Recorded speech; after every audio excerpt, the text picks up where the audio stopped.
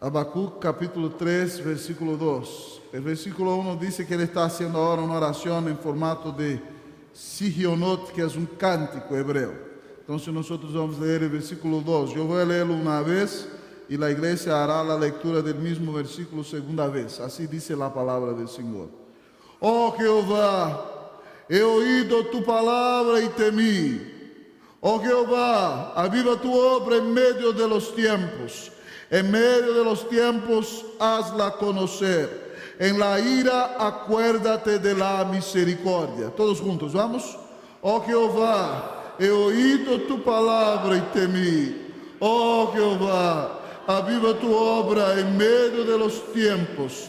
En medio de los tiempos, hazla conocer. En la ira, acuérdate de la misericordia.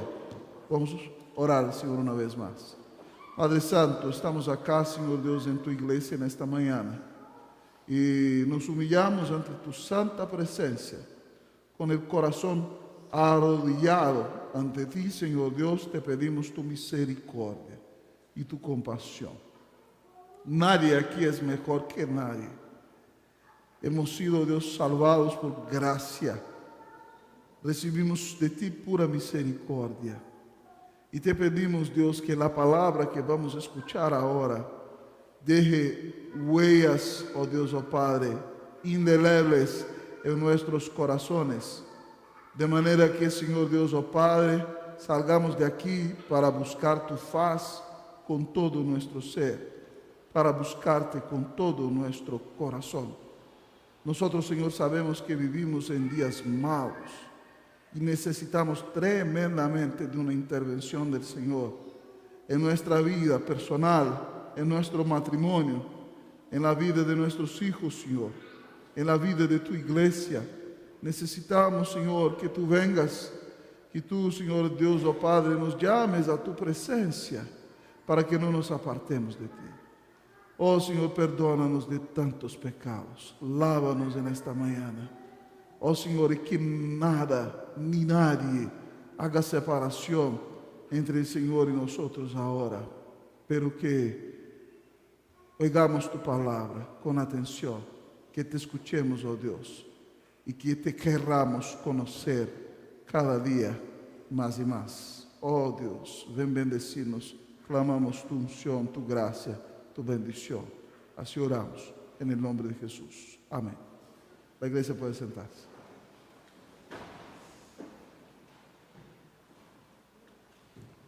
Si tú me preguntaras en esta mañana, amado hermano, ¿cuál creo yo que es la necesidad más grande que tiene la iglesia de Cristo Jesús? Nuestra iglesia presbiteriana, incluso nuestra iglesia local. Yo sin temor a dudas le diría que yo creo que nosotros necesitamos de un avivamiento.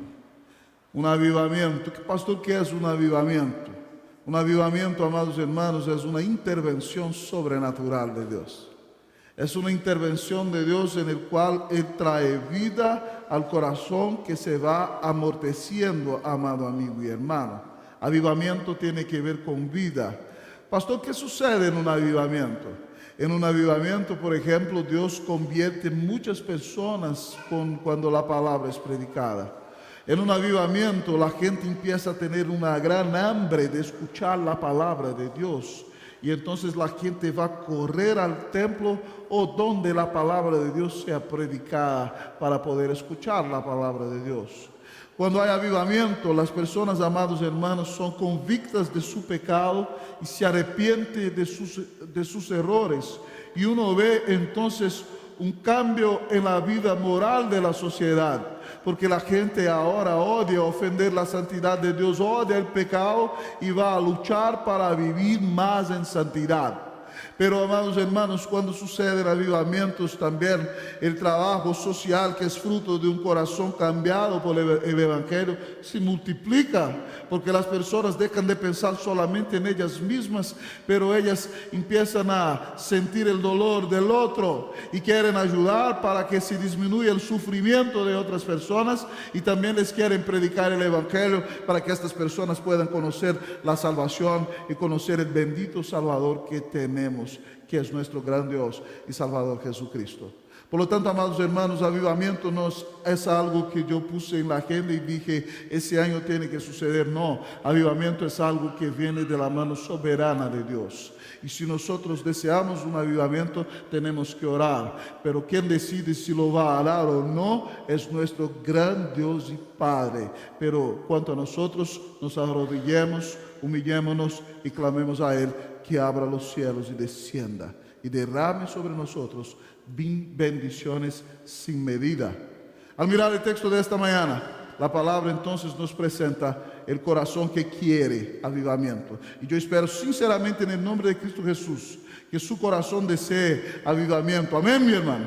Que Dios visite tu vida con un avivamiento. Que tu familia experimente un avivamiento. Que nuestra iglesia viva días de avivamiento. Y que esta ciudad, amados hermanos, sea una ciudad que conoce la intervención graciosa de Dios, salvando muchas personas y transformando vidas por medio de la predicación del Evangelio. El texto nos presenta a Habacuc como un corazón que quiere avivamiento. Y la primera verdad que el texto nos dice en esta mañana es la siguiente: que el corazón que quiere avivamiento es un corazón impactado por la palabra. El corazón que quiere avivamiento es un corazón impactado por la palabra. El versículo dice así: oh Jehová, he oído tu palabra y temí. La primera parte del versículo 2. Oh Jehová, he oído tu palabra y temí. Vea usted, mi amado presbítero, que no es meramente una oración formal. Él empieza diciendo, oh. Cuando dice, oh, significa que es una oración que le sale del alma, de lo más profundo de su ser. Y él dice, oh Jehová, hablando con el Dios del pacto, he oído tu palabra y temí. ¿Qué fue lo que ese hombre escuchó que está con tanto temor así delante de la palabra de Dios? Ese profeta, amados hermanos, es un profeta precioso del Antiguo Testamento, que vive algunas décadas antes que Dios envíe su pueblo al exilio en Babilonia. Y Habacuc es un hombre fiel a Dios. Y él empieza su libro con un corazón indignado, porque él está viendo que la gente que se llama gente de Dios en realidad está viviendo una vida muy fría y de mucho pecado. Algunos, amados hermanos, están extorsionando sus amigos que no son, que se dicen creyentes. Están oprimiendo, otros los están haciendo esclavos, algunos están engañando a sus mujeres, y la vida en Israel no demuestra de hecho la fe que aquellas personas profesan en el culto. Y entonces Habacuc está indignado y él dice, Dios, ¿cómo esa gente dice que te ama y te sirve y vive de cualquier manera? Y entonces Dios le dice, no se preocupe, Habacuc, yo voy a enviar una punición para ese pueblo, una reprensión. Y la reprensión, la disciplina que estoy enviando son los caldeos, los babilonios. Y ellos cuando llegan arrasan todo lo que está delante de ellos. Y ahí Habacuc dijo, Señor, ¿qué pasa? El remedio está peor que la enfermedad, porque tú estás enviando un pueblo que es más pecador que nosotros para corregirnos, Señor Dios. Y él dijo, yo voy a esperar. Voy a ponerme en mi torre de vigilancia, de centinela, y voy a esperar hasta que me respondas. Y él dice uno de los versículos más hermosos de toda la historia. No fue Pablo quien escribió la primera vez que el justo por la fe vivirá. Fue Habacuc, esperando la manifestación de Dios. Y Dios se manifiesta a él y le dice, no se preocupe, Habacuc, yo también voy a corregir los caldeos. Y Dios entonces habla 5 ayes. Porque Dios va a destruir los caldeos por causa de su idolatría, por causa de su extorsión, por causa de su engaño con las naciones, por causa de la seducción con la cual ellos tratan los pueblos y por causa de la violencia con la cual roban y arrasan todas las personas. Entonces, delante de ese escenario, amados hermanos, de tanto dolor, tanta angustia, tanta destrucción y de tanta dificultad que vendrá por delante, ahora tú imaginas cómo está el corazón de Habacuc. Él dice, oh Jehová, he oído tu palabra y temí. El corazón de ese hombre quedó impactado por la palabra de Dios. Es tanto así que el versículo 16, si tú te fijas, él dice lo siguiente: oí y se conmovieron mis entrañas, a la voz temblaron mis labios. Pudrición entró en mis huesos y dentro de mí estremecí. Si bien estaré quieto en el día de la angustia, cuando suba al pueblo que lo invadirá con sus tropas. Vea bien, hermano, qué fue lo que la palabra de Dios produjo en ese hombre. Él dijo que cuando oyó la palabra, su estómago dio vueltas, mis entrañas se conmovieron, se apretaron. Él dijo, a la voz mis labios temblaron, pudrición entró en mis huesos, él se puso débil, hermano. Él dijo más, dentro de mí estremecí, pero aunque debo estar quieto esperando el día de la angustia, cuando vendrá el pueblo que se levantará en contra de nosotros. Ponga mucha atención aquí, hermano. Ese hombre no escucha la palabra como que él está escuchando cualquier cosa. Él escucha la predicación de la palabra y eso trae un cambio a su vida.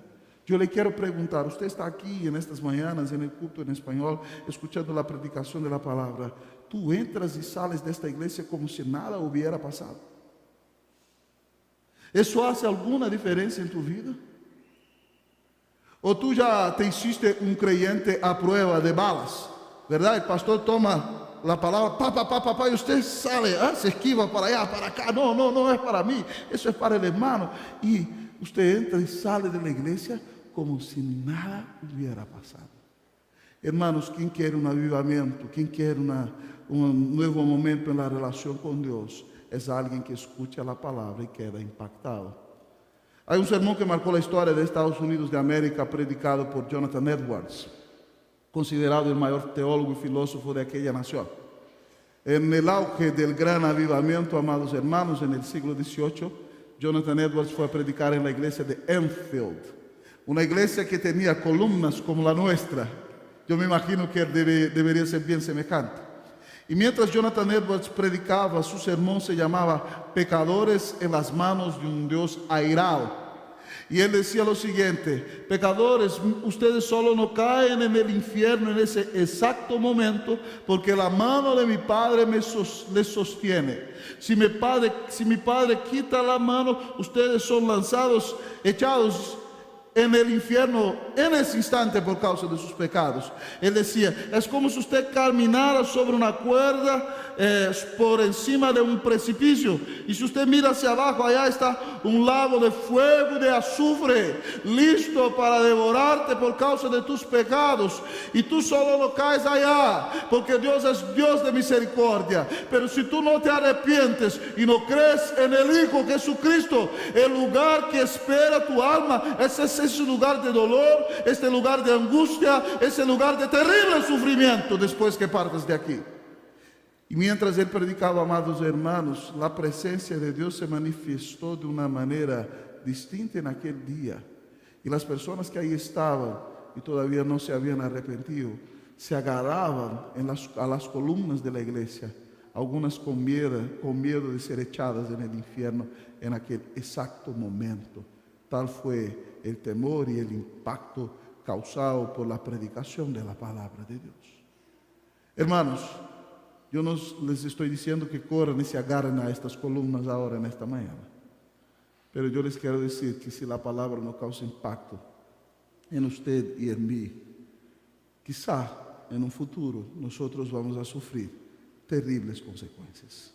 Entonces yo le desafío en esta mañana a mirar la palabra de Dios y arrepentirte de tus pecados, arrepentirte de todo aquello que te ha apartado del Señor, arrepentirte de todo aquello en tu vida que no agrada al corazón de Dios, arrepentirte de todo aquello que tú has hecho que no glorifica a Dios sobre todas las cosas. Porque muchas veces, amados hermanos, nosotros quizá no estamos arrodillados ante imágenes, pero nosotros creamos ídolos en nuestro corazón. Cuando nosotros nos ponemos a nosotros mismos o a cualquier cosa que amamos en lugar de Dios, nosotros estamos rompiendo el primer mandamiento. Y estamos demostrando que nosotros nos amamos demasiado y somos idólatras. Y estamos pecando en contra del Señor. Así que en esta mañana yo le desafío a mirar su corazón. Y si hay algo que usted ha hecho que ha ofendido la santidad de Dios, que tú te arrepientas en esta mañana en el nombre de Jesús. Amén, mi hermano. Que tu vida sea cambiada para la gloria y honra de nuestro gran Dios y Salvador Jesucristo. El corazón que quiere avivamiento es un corazón que es impactado por la palabra de Dios. Que el Señor impacte nuestros corazones en esta mañana. Pero el texto tiene más para nosotros. Tú tienes un corazón que quiere avivamiento. El corazón que quiere avivamiento es un corazón impactado, pero un corazón que quiere avivamiento desea la intervención. El corazón que quiere avivamiento desea la intervención. David, anota el punto, pero mírame a mí, ¿ok? La predicación quiero que me mires a mí. Así que, entonces, fíjate bien en la predicación de la palabra aquí. El texto dice lo siguiente: Oh Jehová, he oído tu palabra y temí. Oh Jehová, aviva tu obra en medio de los tiempos. En medio de los tiempos, hazla conocer. ¿Qué es lo que él está diciendo aquí? Fíjate bien que él nombra el nombre de Jehová 2 veces. En el principio del versículo él dice, oh Jehová. Y después él dice, oh Jehová. Entonces, el alma de este hombre desea a Jehová. ¿Quién es Jehová? Jehová, ese nombre significa yo soy el que soy. Ese nombre significa que Dios es el autoexistente, que Él no fue creado. Significa que Él es el Dios eterno, porque ayer Él se llama yo soy. Hoy día Él se llama yo soy y mañana Él se llamará yo soy el que soy. Él no cambia. Entonces también Él es inmutable. Entonces ese nombre trae todos esos atributos de Dios ligados así, pero más que eso, además de ser el Dios autoexistente, independiente, el Dios eterno y el Dios inmutable, ese Dios es un Dios de pacto. Ese es el nombre con el cual Dios se revela a Moisés cuando va a liberar el pueblo de la esclavitud de Egipto. Ese es el nombre del Dios Salvador. Y puede muy bien decir que su traducción en el Nuevo Testamento es Jesús. Porque Jehová es el Dios que libera a su pueblo de la esclavitud. Entonces cuando Él dice, oh Jehová, Él está deseando la intervención de Jehová en su vida. Pero Él es más claro cuando dice, amados hermanos, que aviva tu obra en medio de los tiempos, hazla conocer. Esa traducción aquí es maravillosa, porque ella no dice que Él quiere que Dios avive su obra cuando pase el tiempo. No, Él dice, ahora, en medio de los tiempos. Yo lo imagino más o menos así. Señor, detiene el pasado y nosotros vamos a asegurar de tener el futuro acá. Y ahora, en medio de los tiempos, en ese exacto momento, Señor, hazte conocer. La palabra conocer, amado hermano, significa revelarse de manera amorosa y con intimidad. Muéstrate a tu pueblo. Y él repite la idea. En medio de los tiempos, ahora, en ese exacto momento, Señor, haz conocer tu obra, que la gente te pueda amar. Muéstrate, Dios. Deja que la gente te conozca para que tú seas amado, para que tú seas exaltado, para que toda esa situación cambie para la gloria y el honor del Señor. Hermanos, cuando Dios enseña al sacerdote a bendecir al pueblo en el Antiguo Testamento, la bendición dice así: Jehová te bendiga y te guarde. Jehová haga resplandecer su rostro sobre ti y de ti tenga misericordia.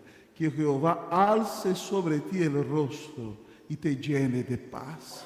Fíjate bien que el punto central de la bendición es el hecho de que Dios haga resplandecer su rostro. La mayor bendición del Antiguo Testamento, la más grande, es que Dios se deje conocer, es que Dios se revele, es que Dios haga brillar su rostro delante de ti y de mí. Lo que Habacuc está pidiendo es: Dios, interviene y muéstrate. Deja que la gente te conozca. Deja que tu pueblo te conozca, Señor. Y así las cosas cambiarán en medio de los tiempos. En ese exacto momento, Señor, tu pueblo será transformado. Si tú haces conocer tu obra, si tú revelas tu amor, si tú te muestras quién eres para este pueblo del Señor. Hermanos, otra persona que desea una intervención de Dios es Isaías en el capítulo 64. Él vive algunos años antes de Habacuc, pero él también ve que Dios va a punir los judíos por causa de sus pecados y vendrá un tiempo de sufrimiento, muerte y exilio. Y él entonces termina su libro orando a Dios para que el exilio no venga, pero el Señor no lo escucha. Y entonces él hace una oración en el capítulo 64 que dice: oh, si rompieses los cielos y descendieras.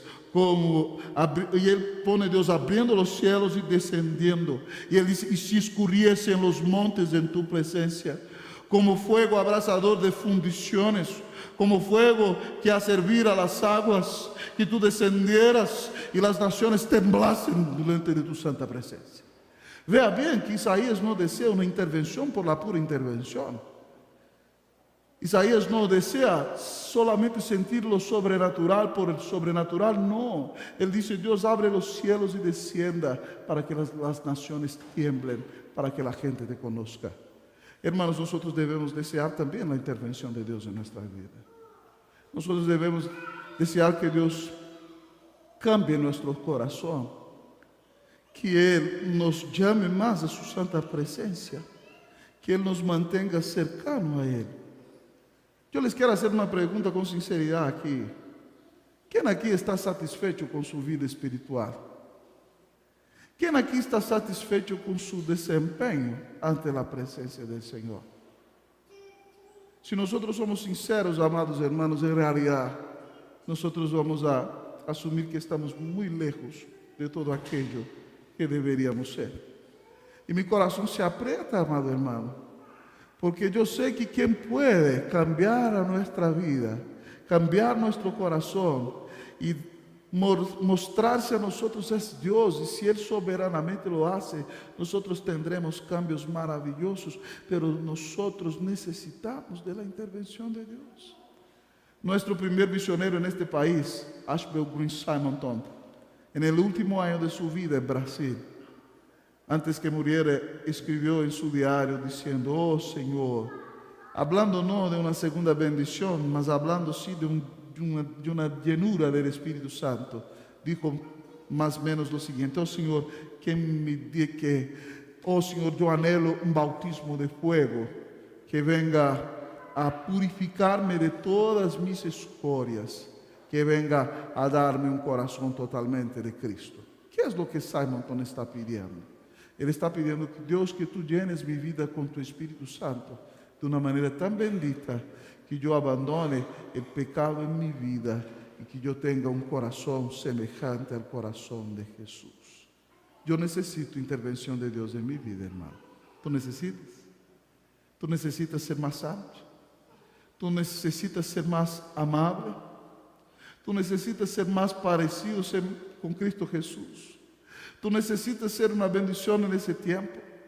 Si tú necesitas tal como yo lo necesito, entonces en esa mañana que nosotros podamos orar como Habacuc, amén, hermanos. Que oremos: oh Señor, aviva tu obra. Oh Señor, dame hambre por la oración. Dame hambre por estudiar tu palabra. Lléname de tu Espíritu Santo, Señor. Cambia mi vida, hazme más santo. Hazme más semejante a mi Señor Jesucristo. Y que yo pueda hacer una bendición en ese tiempo en el cual el Señor me ha plantado. Que Dios intervenga en su vida, amén, mi hermano. Que Dios intervenga en su matrimonio, mi hermano y mi hermana. Que Dios, mi querido hermano, intervenga en su casa. Que Dios convierta el corazón de tus hijos que están lejos del Señor, mi hermano, mi hermana, en el nombre de Jesús. Oh, que Dios visite tu vida. Que Dios haga grandes cosas en ti. Que muchas personas vengan a conocer al Salvador a través de tu testimonio. Que las personas vean a Jesús en tu vida. Hermanos, yo deseo una intervención de Dios en nuestra iglesia. No solo en ese culto en español, pero que Dios venga a traer tanta gente a este lugar, hermanos, que la gente tenga hambre y adore a Dios aquí. Y nosotros prediquemos la palabra y la pura presencia de la iglesia llenando este lugar cambia esta calle, amados hermanos, y toque el corazón de nuestros vecinos que van a decir: algo está sucediendo en esta iglesia y nosotros estamos aquí al lado y no podemos quedar afuera de esto. Es por eso que nosotros entonces tenemos que clamar a Dios para que revitalice, reavive nuestra iglesia para la gloria y el honor del nombre de Jesús. Y nosotros veremos personas siendo transformadas. Que Dios bendiga tu vida, que Dios transforme tu casa, que Dios cambie tu corazón en el nombre de Jesús. Que nosotros experimentemos acá en la unidad una verdadera intervención de Dios. En el nombre de Jesús. Amén. Y ay, ¿tú quieres avivamiento? El corazón que quiere avivamiento es un corazón impactado por la palabra. ¿Tú quieres avivamiento? El corazón que quiere avivamiento es un corazón que desea la intervención de Dios. ¿Tú quieres avivamiento? El corazón que quiere avivamiento clama la misericordia del Señor. El corazón que quiere avivamiento clama la misericordia del Señor. Fijémonos en el versículo. Vamos a leerlo. Yo voy a invitar a la iglesia que lo lea conmigo en una sola voz. Pueden empezar. Oh Jehová,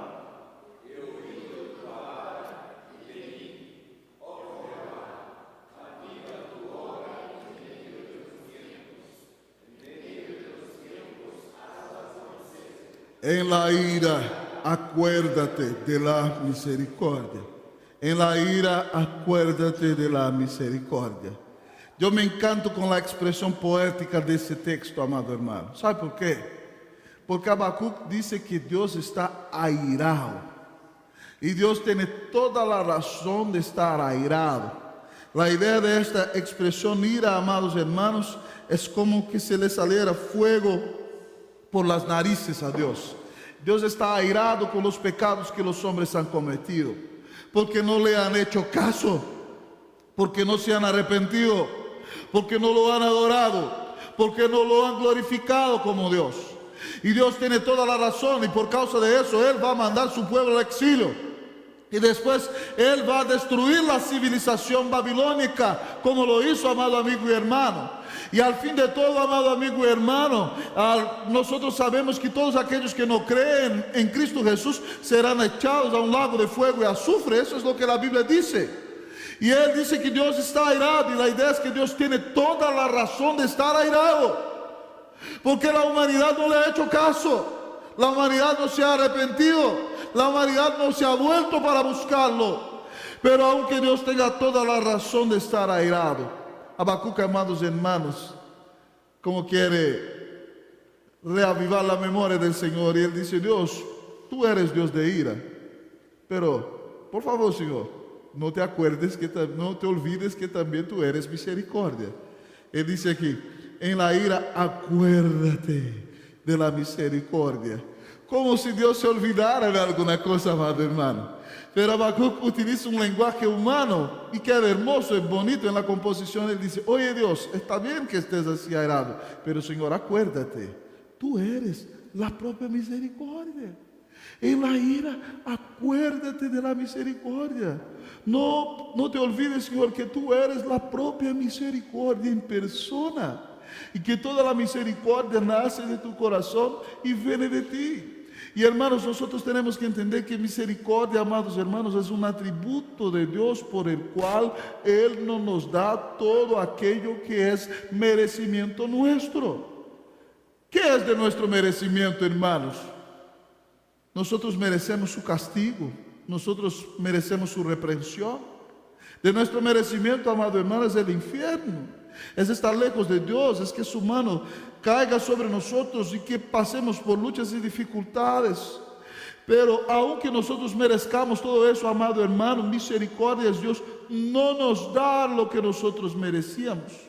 Es el frenar su mano que venía en contra de nosotros para punirnos por nuestros pecados, y Él dice: no, yo no lo voy a hacer, porque yo tengo misericordia de ese pobre pecador.